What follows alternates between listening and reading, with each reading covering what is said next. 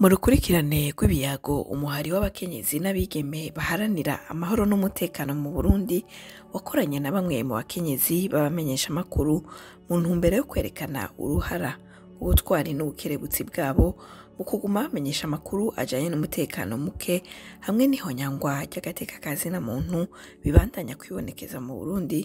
Mu kigabane ca gatanu ca bino biyago twakiriye Julienne Muzinga.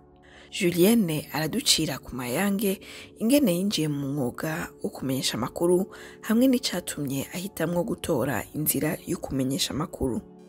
Ubwa mbere ninjiye mu mwuga maze kwisanga ndi mu buhungiro, ni navyo nari nize.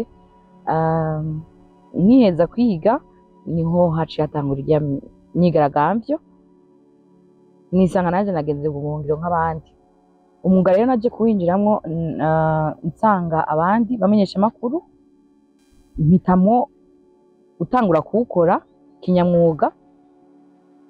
Nsanga abandi bamenyesha amakuru nasanze duhuje ibibazo twese turi mu buhungiro, naje mpitamwo gufatanya nabo urugamba rwo kumenyesha amakuru, nkaba ndabimazemwo imyaka 4. Aratubwira ko yibutse ubushizi bw'amanga abakenyezi b'abamenyesha amakuru b'abarundikazi berekanye mu bihe bitoroshe Uburundi bwarimwo mu gushikiriza amakuru y'ivyariko biraba mu gihugu, arivyo bimuha inguvu zo kubandanya uwo mwuga gushika n'ubu.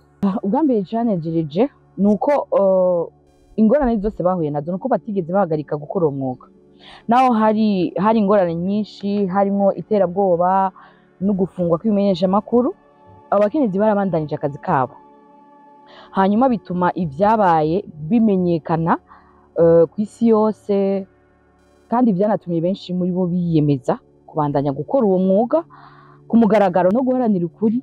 Bikaba vyarateye n'abandi bashasha gukunda uwo mwuga cane no kuwukorana umwete.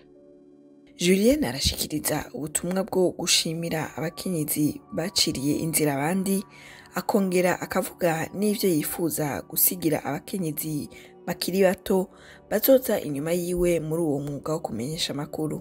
Ubwa mbere na mbere ndashimiye abadutanguriye mu mwuga kuba barerekanye ubutwari bukomeye mu bihe vyari bikomeye kandi biteye n'ubwoba.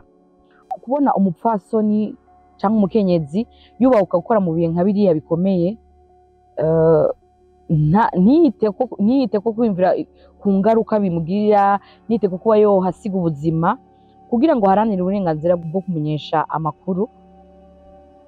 Nukuri cane, nukuri ico ndakibashimira kuko nanje ubwanje vyampaye kwigirira icizere, vyampaye kubahuka, kutagira ubwoba, nanje nkabasanga muri uwo mwuga. Ndabandanya kandi ndabashimira kuba baratubereye urugero rwiza. Kuba ari inyuma yacu nabo ndabashishikariza kutagira ubwoba, ndabashishikariza kubahuka kuvuga ukuri, kubahuka guharanira agateka ka zina muntu. Ndabashishikariza cane gukunda uwo mwuga, barabire cane ku ingero nyinshi z'aba badutanguriye mu mwuga, barabe aho ibikorwa vyabo bigejeje igihugu cacu n'ingaruka nziza vyagize ku gihugu cacu. Mu gusozera abona ko kugeza n'ubu abamenyesha amakuru bagihura n'ingorane mu kuronka amakuru y'ibiriko biraba mu gihugu c'u Burundi. Iyo ntambamye igakora ku bamenyesha amakuru bakorera mu buhungiro. Jewe nk'umumenyesha amakuru muri kino gihe sinovuga ko mfise ubwigenge, mbona yuko atanabuke buhari, ntabwo ntibuhari. Kugira ngo ndonke inkuru binsaba inguvu nyinshi, kandi ico niyemeje nuko nzokomeza gutanga izo nkuru, nzokomeza guha ijambo abanyagihugu muri kino gihe batagira ukwidegembya, batagira ubwo bwigenge bwo kuvuga ibiriko biraba mu gihugu. Muri kino gihe rero novuga ko ndiko nkorera mu bihe bigoye cane kugira ngo nze ndonke za nkuru nkeneye ku gihugu.